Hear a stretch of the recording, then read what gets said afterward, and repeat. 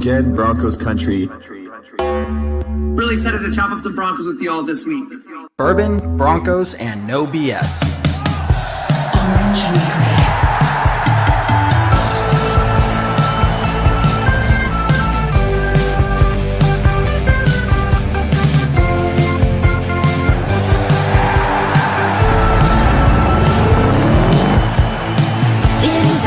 Favorite time of the week, but not for the Raiders, Chargers, or Chiefs. So grab your brews in your fantasy league.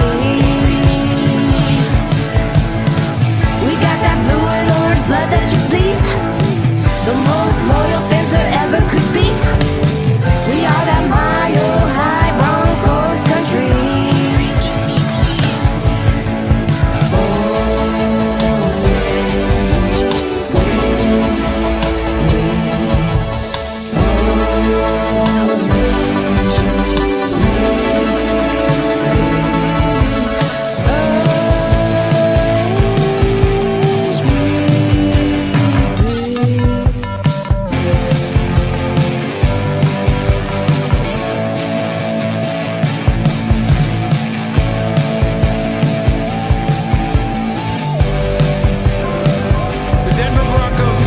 Orange Weekly. Fans, brews, and Broncos news.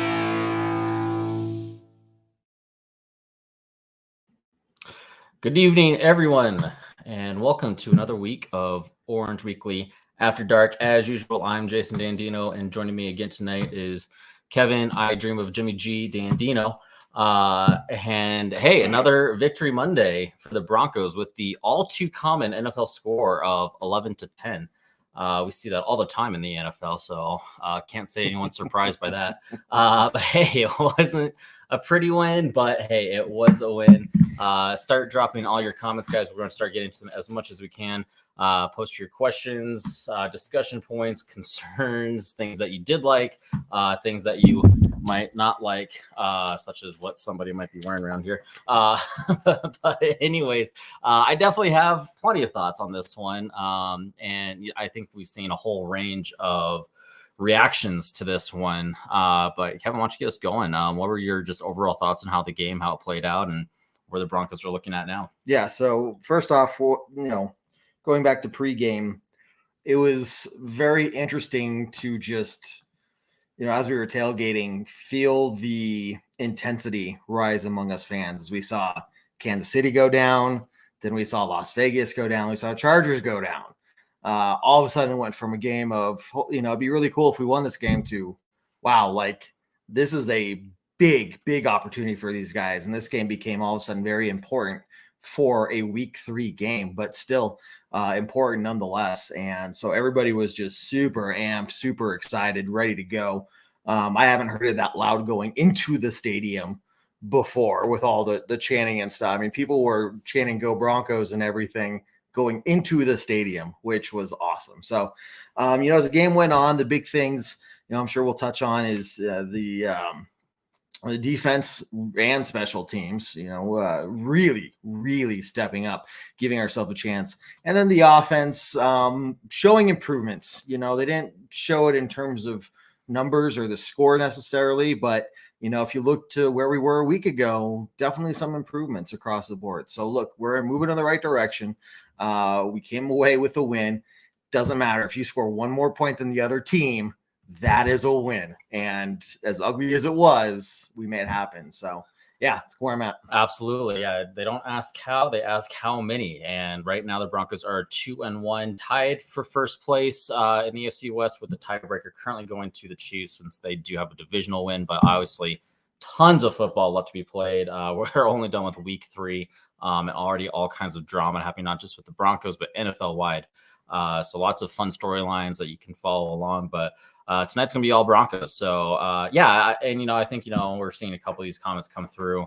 Can't come up with excuses every week. Are we trying to, and yes, I think it's going to come together, right? I think we discussed last week that this is going to take time, right? There's going to be growing pains. I said last week, I expect this to take half the season before we really start to see some of this gelling, right? And I think that's what we saw a bit of last night was, hey, penalties way down, play calling way faster, right? This was the first game this year I wasn't constantly staring at the play clock and just go and get it off. And so that was a big improvement. What we did see, was, hey, dropped passes, right? There were a few of those, something that, we can touch on later, but Jerry Jeudy, golly, as talented as he's got to be more consistent at catching passes. That's an issue we saw going back to last season. That's continued into this year, are those dropped passes. And he wasn't the only one, but that is a name that comes to mind. Russell Wilson did have some very errant throws. Yep. But there were also some throws that were off, but just on a point of just chemistry based, right? Still, receivers and quarterback learning how to work together, on an option route. Wide receiver read it one way and went one direction. Wilson read it the other way, went the other direction with the throw. That's just stuff that takes time to develop, that you're going to see. But, point out that the 49ers are not a weak team by any means. I mean, this is a team that went to the NFC Championship last year. This is a team that a lot of people were, saying that they're Super Bowl contenders going into this year. They've got Deebo Samuel, who's arguably the best at his position in the NFL right now. They've got Kittle, who's arguably the best at his position, right, between him and Kelsey. And again, we talked about last week that Garoppolo is going to come in with a huge chip on his shoulder, trying to prove his worth. And they've got a solid defense. Kyle Shanahan. I mean, this is a team that has a lot going for them. And we beat them. And again, it might not have been pretty, but hey, our defense absolutely shut them down, which is very impressive. And hey, our offense found a way. And if they can find a way, that last drive that led to the touchdown, that's something you can build off, right? Yeah. That's something, hey, analyze what went right and how do we move on from there.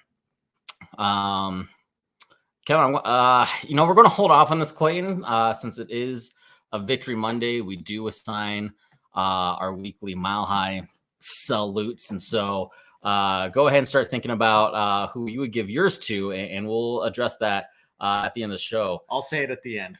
And and hey, again, I swear we do this every week. This is my show. Clayton knows who's in charge. Orange Weekly After Dark is my show. Clayton, all right, I got your back, man. I'm not going to let Kevin speak another word for the rest of the night if I have to prove my point.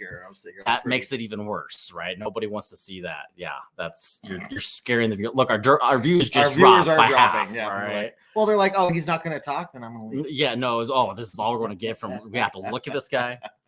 Unreal. And I'll drop this little bit of knowledge on you all too, and I guarantee you don't even know this one. Yeah, probably. There's been one other time in NFL history where the final score was 11-10. Can you name those two teams? I knew it. I knew that it only happened once. I have no idea who the other two teams are. So it happened back in 2008. Pittsburgh Steelers beat the Chargers. Do you know who won the Super Bowl that year? And I set this up to make it a little bit easier for you.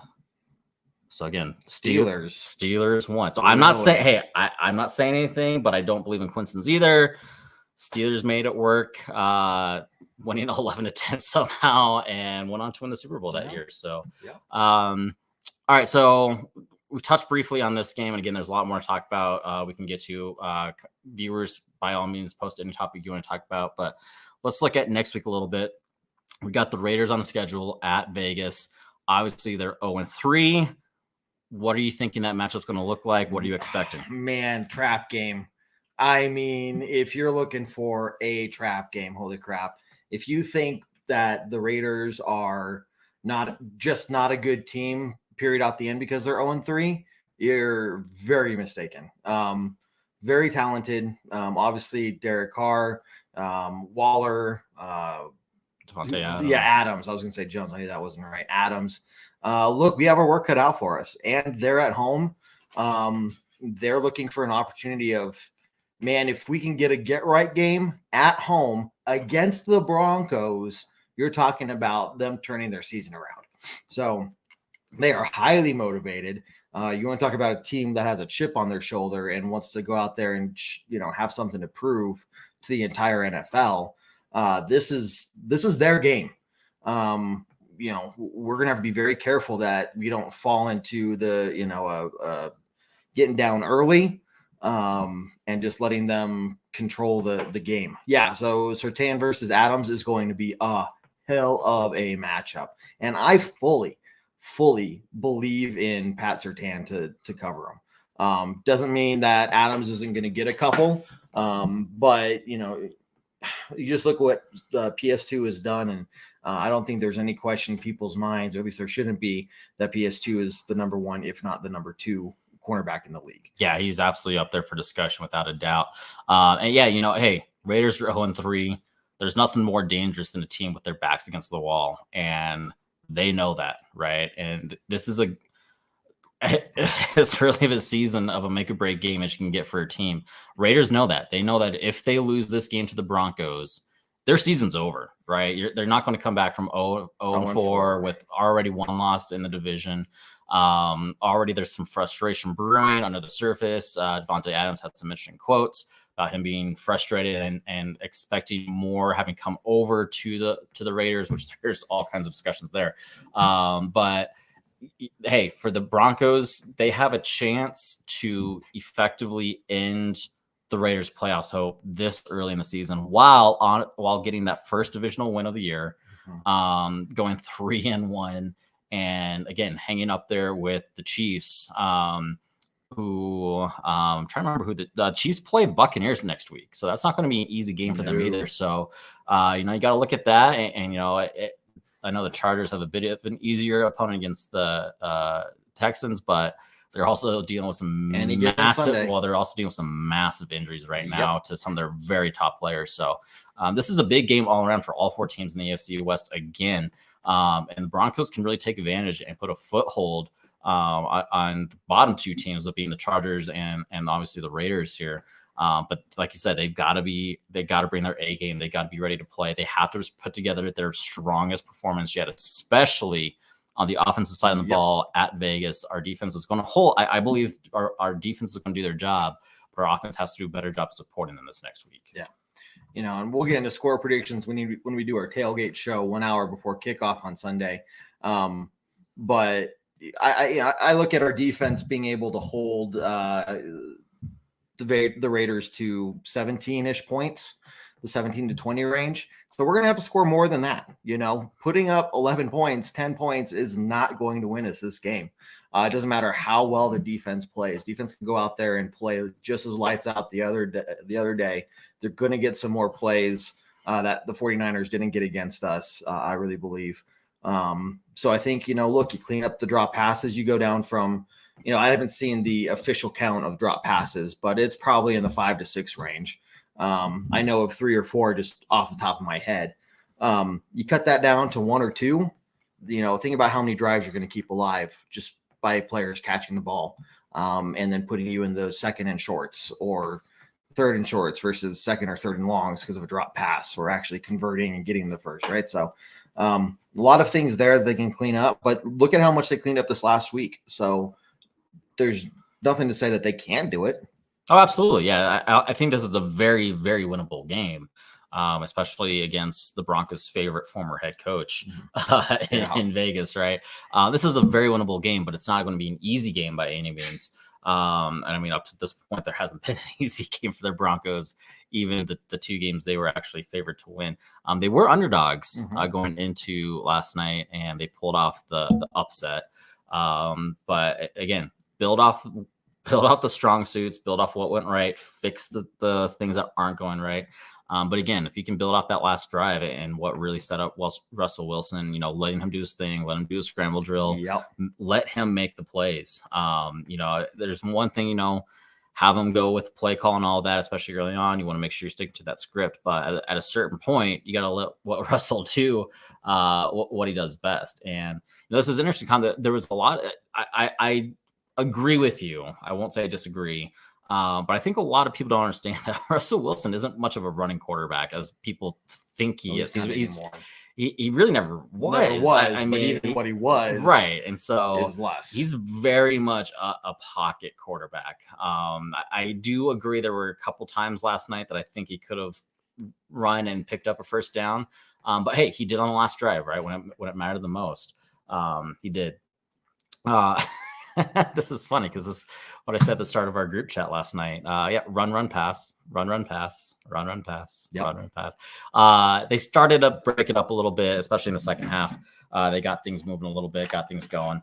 And again, I think there's, you got your first few plays are going to be scripted, right? Going into the game. That's how it always is.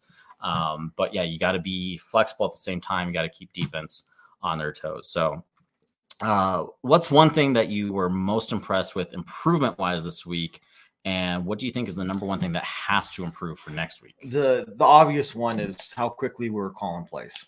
When you have the offense getting the line of scrimmage at 15 to 25 seconds between, before the snap, you just see how much more time and relaxed Russ is and the offense is, because people can make their reads, you can communicate, you can move people around, make sure they're set, and then go. Still with probably 7, 8, 9, 10 seconds left on the clock, and so the fact that we were doing that from the very beginning of the game really showed the communication is there. At least the basis and the foundation for it is there, and it's only going to get better and improve from here. And that's going to have a positive impact on, just how the offense feels, trusting the play calling, getting set, getting in a rhythm, just getting more used to it all in general. So I think that's the biggest thing, because that's also going to cut down on penalties. I think that played into why we had fewer penalties. You're getting used to the speed of the game and becoming more disciplined and stuff too. But, when you're not just constantly rushed all the time, you can, think about, what do I have to do? Remember my basics, don't hold. I think I almost held on the last one or whatever. Like, be careful of what's going on. And so that was huge for us. Absolutely. Yeah. Another interesting comment, too many 3 and outs. There were quite a few last night. But again, the 49ers defense is no joke this year, right? I do want to point that out. That's a very strong defense. It's the best defense that I think we've faced so far this year. Yes, too many 3 and outs, but at the same time, this was a very talented team. Yeah. This is an interesting question, actually. I haven't really talked too much about this. Haven't heard too much about it, but he has missed a few, especially ones that are well within his range. Should we be worried about McManus? I'm not. Is he?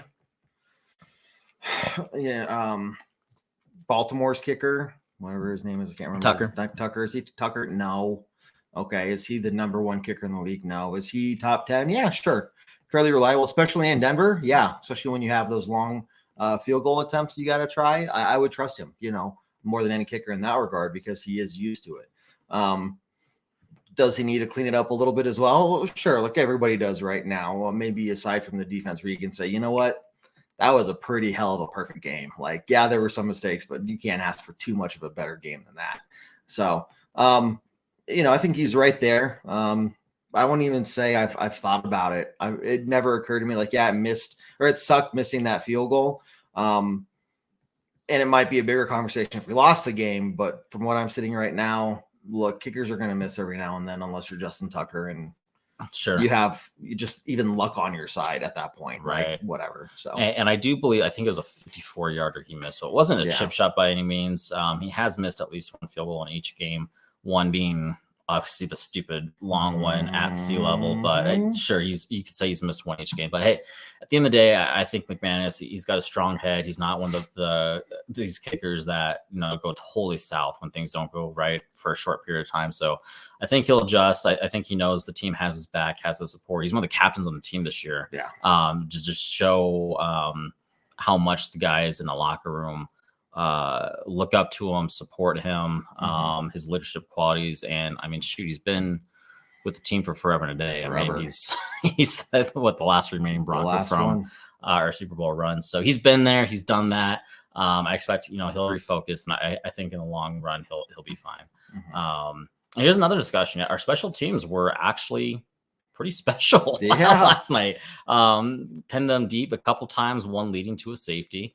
And that starts with the punt unit, and finally we're able to pin them instead of going for touchback after touchback after touchback. So I think this leads to the next, what was your guys' most impact play? I think it was that punt that led to, it was down on the 1 yard line and ultimately led to that safety. And that turned the dynamic a little bit. Up to that point, we were stuck at 3 points, couldn't get anything going. And next thing you know, hey, we got a safety, got a little bit of momentum. Hey, we're right in this thing. Yep. And then not far after that, we got our touchdown, right? And so, hey, I think that for me was the turning point, was that punt, not necessarily the safety, as great as that was, but the safety doesn't happen without that awesome punt and awesome special teams play to get down there, get the ball and not go over the line. Great balance, kind of towing that 1 yard line until he got out of bounds. And so that was for me the biggest play. Yeah. I'll save mine for the end as well. Fair. Because it ties into my fair enough thing. Red Cloud, I'm so sorry. So sorry. Ew. Maybe one of these days Well, I'm glad you turned out well. Recognize the error of their ways.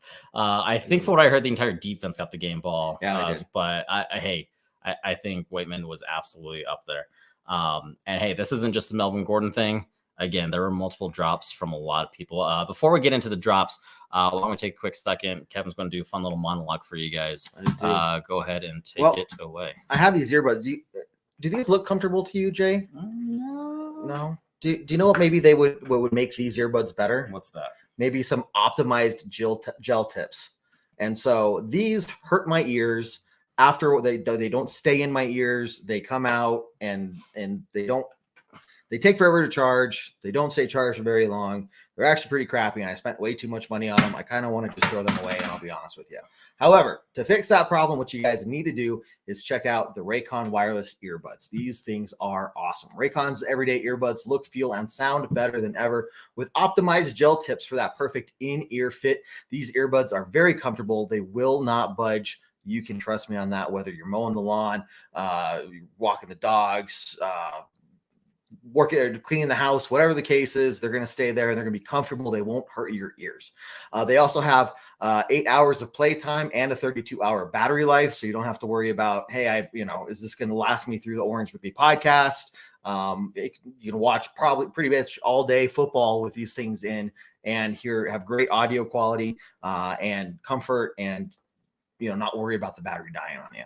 The price just right. You get quality audio at half the price of other premium audio brands. And really, it's no surprise why these things have over 50,000 5-star reviews. A couple really cool features of these, the ones that I like the most, 3 customizable sound profiles. So whether you're listening to a movie, a book, a podcast, TV shows, music, you can adjust the sound profiles and switch between them to give you the best audio quality there.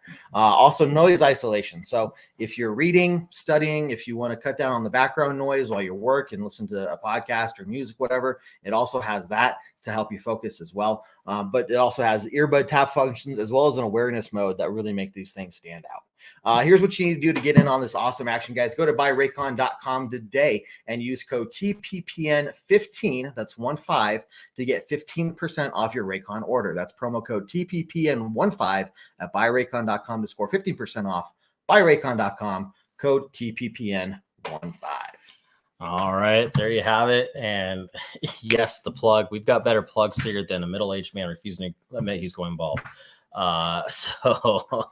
Back to this.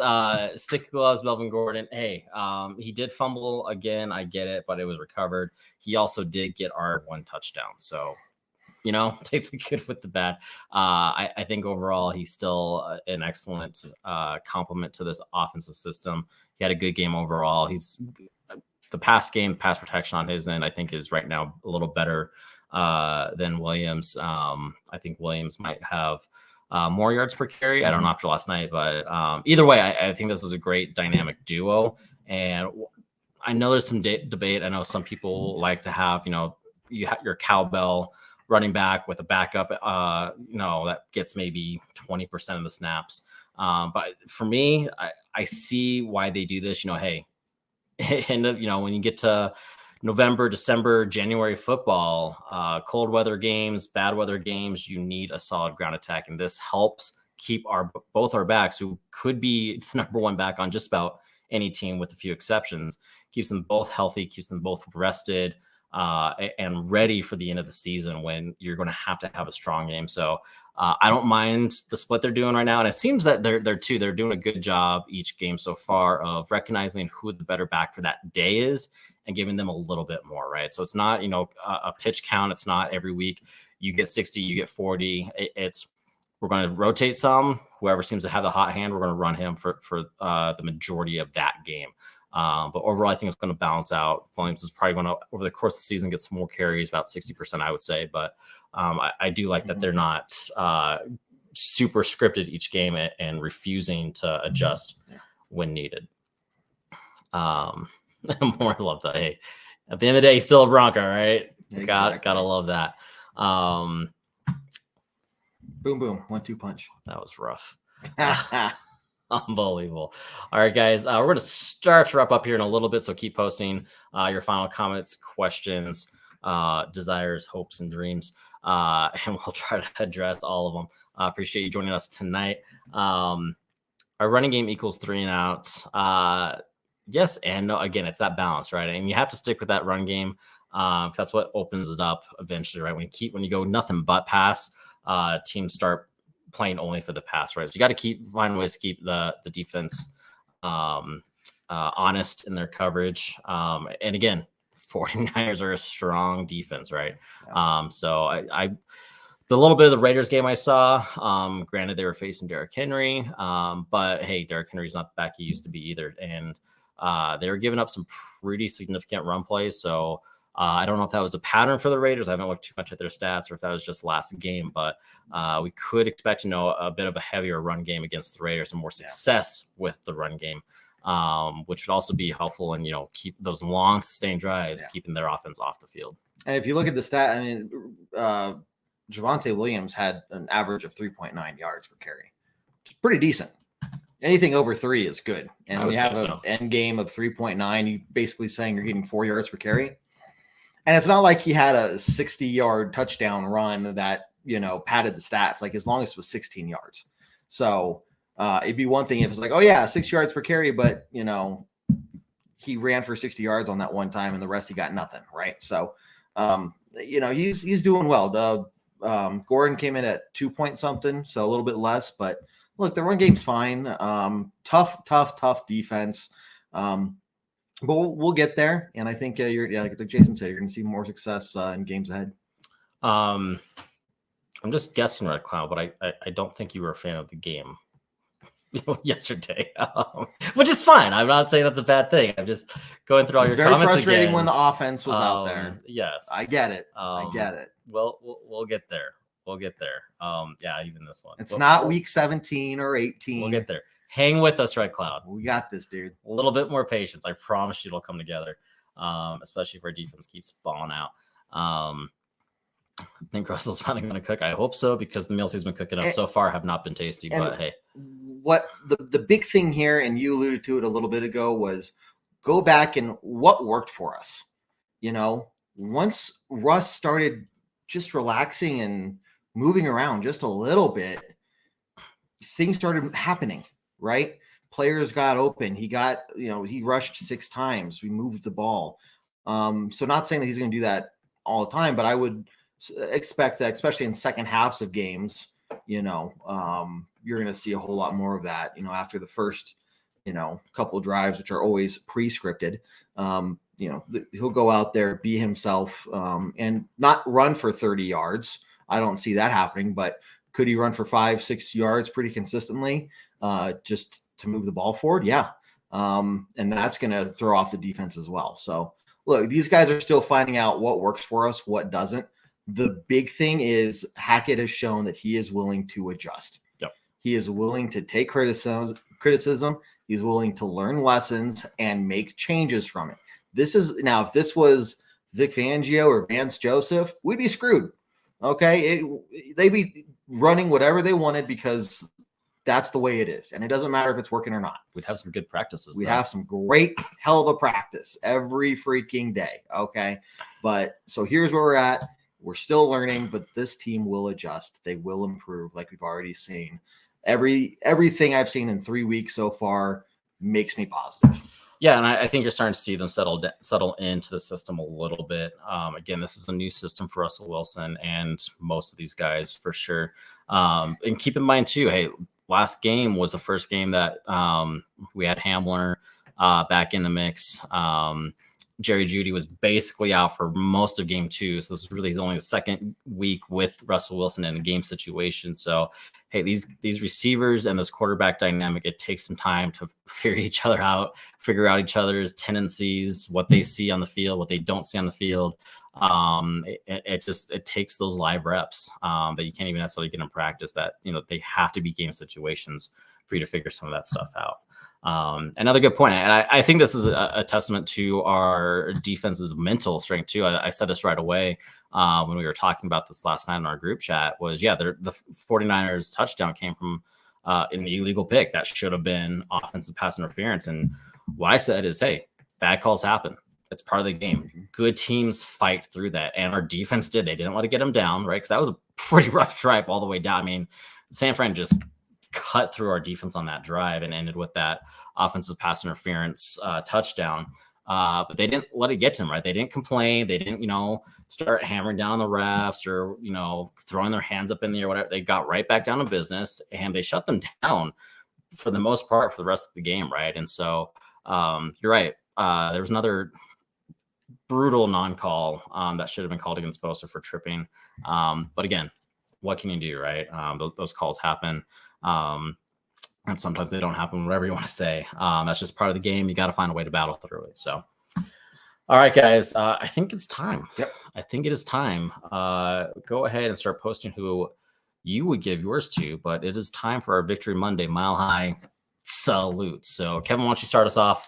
Give us who it is. Yeah, I think there's a lot of players, obviously, offense and defense, that deserve them. And, we could pick a lot of the bigger names. But one guy, Denver Broncos favorite, fan favorite, if it weren't for his play and catching the Wilson pass, I don't think we would have won the game. And so Kendall Hinton finding a way to get open just in time because Wilson was about to scramble past the line of scrimmage and was able to just find a way to get open and make a big catch.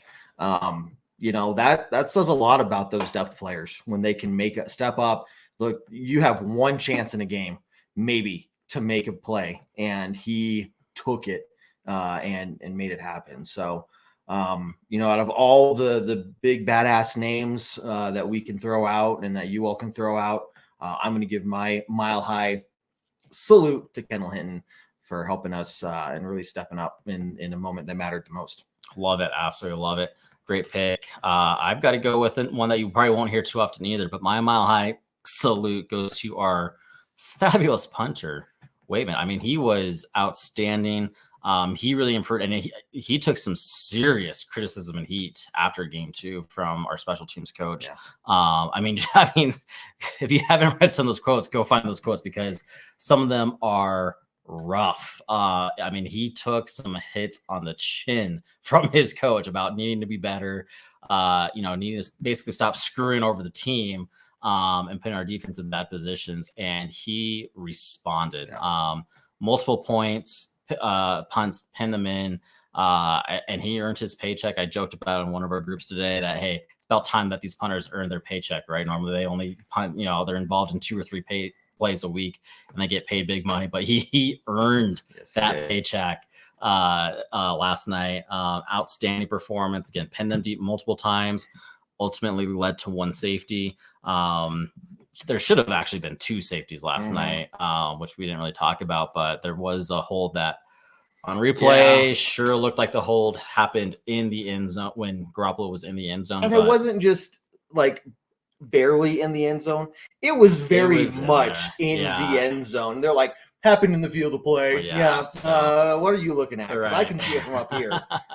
So, multiple one for sure safety, one arguably could have been a safety, but those don't happen unless your punter sets you up for that success, right? The punter has to do his job and pin them deep for you to have that chance. Otherwise, they're starting the 20 time and time again. That's what had been happening the first couple of games. Again, took that serious criticism and he responded in a great way. So hopefully that's who we get the rest of the season too. Had a couple of long punts as well when we were punting deep in our end to kind of help change field position a little bit. But hey, at the end of the day, he got his job done and he really benefited this Denver Broncos team to help them get the win. All right, guys. That's about it. I think so. I think we talked pretty well tonight. We're going to go ahead and give the full rundown of what else you can expect throughout any given week for Orange Weekly. What can't you expect from Orange Weekly? I mean, shows, podcasts, articles, Twitter posts, Instagram stories, and pictures. We got you guys covered. In terms of the content, you guys can check us out on the pregame and the postgame podcast. You guys can check that out on iTunes, Spotify, Google Play, Stitcher, wherever you listen to your podcasts.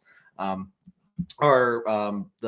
postgame podcast is also done on YouTube live as well, Monday nights around 7 p.m. So if you want to watch us live when we record that, you can check us out on our YouTube channel for that. Otherwise, listen to it when it's posted on the podcast platforms. In terms of shows, we got this one, Orange Weekly After Dark, that starts after Monday Night Football, usually around 9 to 9:30. And then we have Tuesday night, Bourbon Broncos, no BS, 7 p.m. Mountain Time every Tuesday night.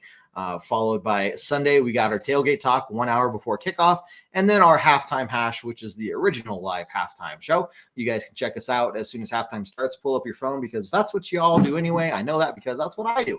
And we don't listen to the TV announcers. We go get our snacks, do whatever.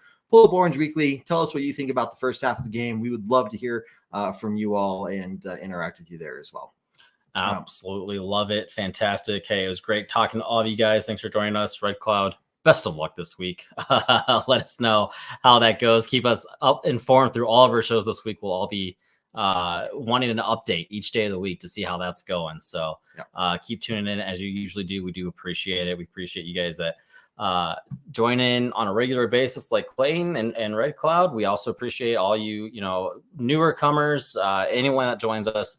We definitely appreciate you guys coming on and joining us as usual. So with all that said, be sure to tune in for the rest of the content this week. Happy Victory Monday. But otherwise, as we usually conclude, nothing else. Go Broncos. Let's rise. Go Broncos. Hate it.